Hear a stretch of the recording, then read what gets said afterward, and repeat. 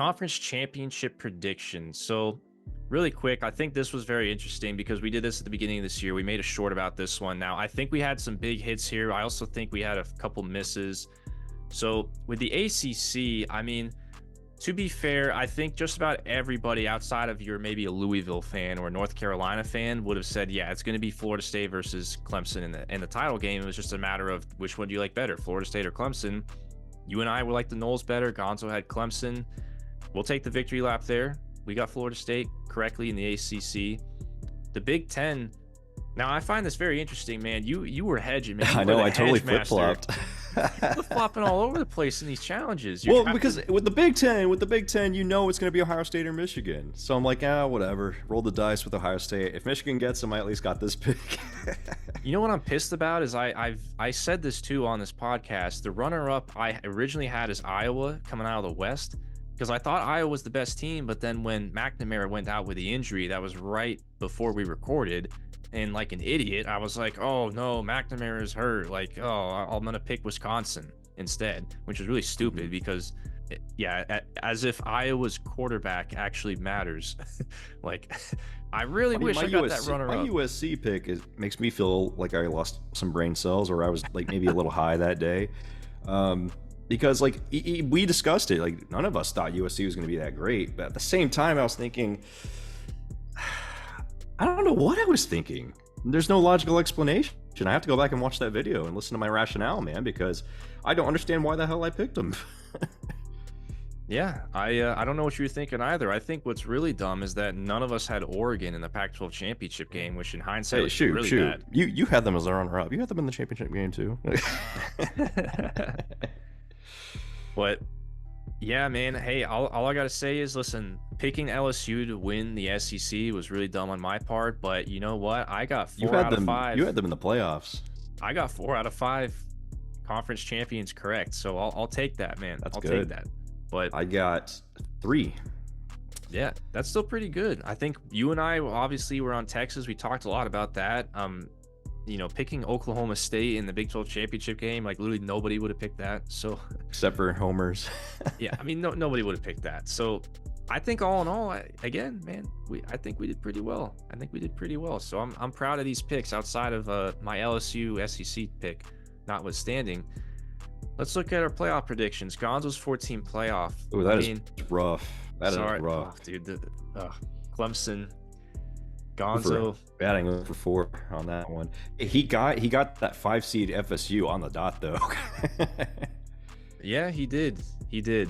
Oh yeah, I just realized. Yeah, none of these 4 teams made the playoff. Gonzo, man, RIP.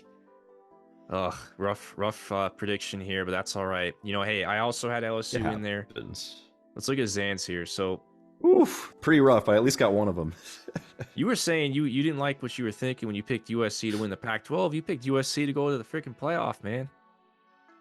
I don't know what you were thinking. I think I was on bath salts that day. Like, you know, I clearly wasn't thinking clearly, man. Because I mean, there's a reason we all took under on win totals. We must have recorded this on a different day before I did all my research, man.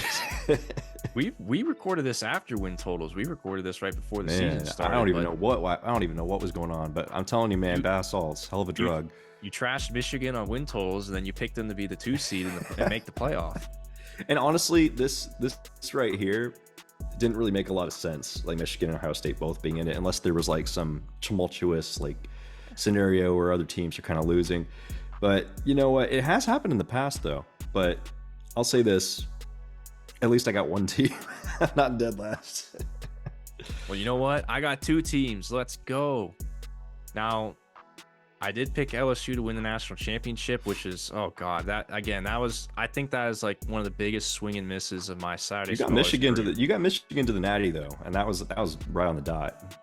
Like I said earlier on this pod, I was all on the Michigan hype train. I thought they were going to be a legitimately good team, but I did not think they were going to cut down the nets at the end. If you didn't have so much hype into LSU, you might have got the national championship matchup correct. Yeah, I had Washington making the playoff. On the other side of the bracket too. Like, you almost had it, like, perfect. I had at least the championship game. Right. And I think you know what? I wanted to put Georgia out of the playoff. I remember I said this, but I was like, no, I can't. I was like, even if Georgia loses a game, they're still going to make it, because how often does a bunch of teams finish undefeated like this year? That never happens. So Mhm. honestly, like I was almost really close to getting this near right. And then I'm also kicking myself for having Texas just missed. I'm pretty sure I said that the only reason I didn't have Texas in the playoff was because it's Texas. That was my So- rationale. I was like, they can't because it's Texas. exactly. And then Florida State just missing. I And mean, that was my rationale for not putting Texas in either. I was like, it's Texas, man. I can't have them ruining my bracket. so none of us three picked the national championship correctly. We're the national champion. I at least got one team in the national championship. You guys swung and missed. Hey, I'd say our conference championship predictions went well, but our Hey, playoff predictions, it seems like with predictions, there's a consistent theme here. Shub knows ball. maybe just a little bit better than you guys, but yeah, man.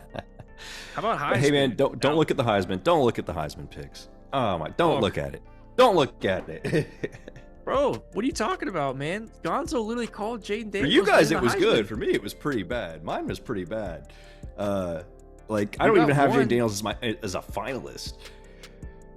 Gonzo and I were on the Jaden Daniels hype. Gonzo literally predicted Jaden Daniels to win the Heisman. See, now Gonzo made up for his playoff predictions with this, because And he made up for his Klubnik pick too with that. yeah.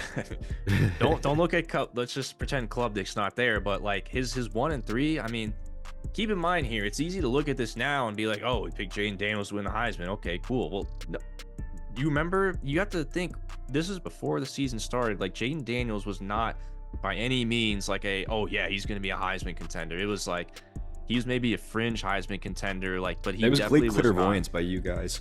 Okay, so Yeah. now that we look at our Heisman picks, I 100% understood why I took USC on all those things. I was gargling the Caleb Williams pudding the whole time. Like, I 100% was on the Caleb Williams homer train. Like, no matter how bad their defense is, no matter how whatever, Caleb Williams is him, and he's going to find a way to win. That is 100% what the logic was, now that I see this. And that's why I had him as the Heisman winner. And you know what? Didn't have as good of a year as I had hoped, but he's still a great QB, and I wish him all the best in the NFL. Stop trying to ask for ownership on the team, and he'll be good to go. I mean, I had him as the Heisman winner too, but at least I got the two guys underneath him. I nailed those pretty well, Jaden Daniels and Michael Penix. But I yeah, regret I the think, corner pick because they didn't even use him that much. you know, it's tough picking a non-QB to win this award, man. And in the future now, especially with the way the football is the way the game is, it's like I don't really know if it's even worthwhile putting non-QBs up here at the top of Heisman shortlists anymore. Next year we should do like Bolitnikoff, like all that predictions, like Doak. We should.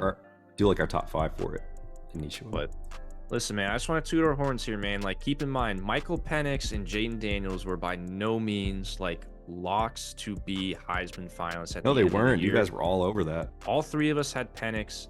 2 of us had Jaden Daniels. 1 of us actually picked Jaden Daniels. Gonzo did, to win the Heisman. Like, given what the market was like at the beginning of the season during the preseason, I'd say this is pretty impressive. So Absolutely. a little silent clap for ourselves here. Let's give ourselves some praise.